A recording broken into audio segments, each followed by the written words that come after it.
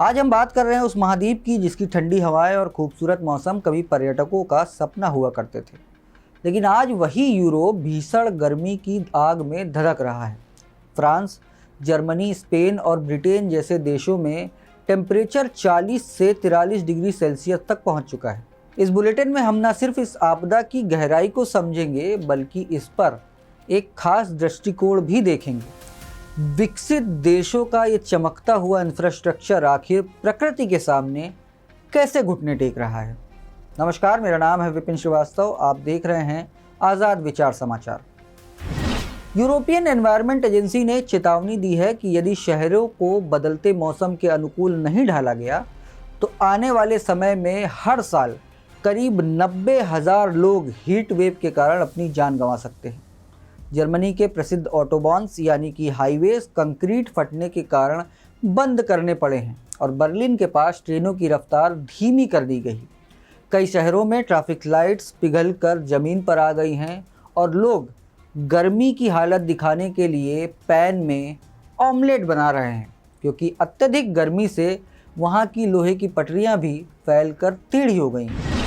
अब सवाल यह है कि 40 डिग्री की मार यूरोप में आखिर इतनी घातक क्यों है, क्योंकि भारत में तो 45 से 48 डिग्री तापमान सामान्य माना जाता है।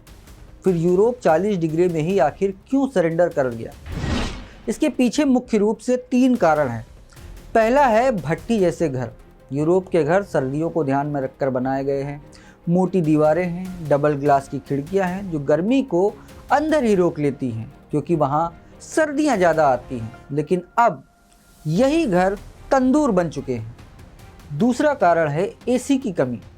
ब्रिटेन में केवल 7% और पूरे यूरोप में औसतन 20% घरों में ही एयर कंडीशनर है। वहाँ एसी को विलासिता माना जाता है। विलासिता यानी लग्जरी, जो अब जीवन रक्षक ज़रूरत बन गया है, यानी एसेंशियल हो गया है। और तीसरा रीज़न है भौगोलिक स्थिति। यूरोप में गर्मियों के दिन काफ़ी लंबे होते हैं। रात को 9 से 10 बजे तक वहाँ पर धूप होती है, जिससे बुनियादी ढांचे को ठंडा होने का समय ही नहीं मिलता। यूरोप की ये हालत आज विकास की उस अंधी दौड़ पर एक बहुत बड़ा सवालिया निशान लगाती है, जिसे हम वेस्टर्न मॉडल कहकर भारत में पूजते हैं। ये बेहद विडंबनापूर्ण है कि जो देश सदियों से दुनिया को बुनियादी ढांचे और अर्बन प्लानिंग का पाठ पढ़ा रहे थे, आज उनका अपना इंफ्रास्ट्रक्चर प्रकृति के आगे एक छोटे से करवट बदलते ही ताश के पत्तों की तरह ढह गया है।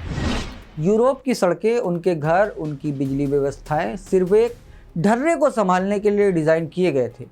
उन्होंने पर्यावरण को अपने हिसाब से मोड़ने की कोशिश की, लेकिन खुद को पर्यावरण के हिसाब से रिजिलिएंट नहीं बनाया।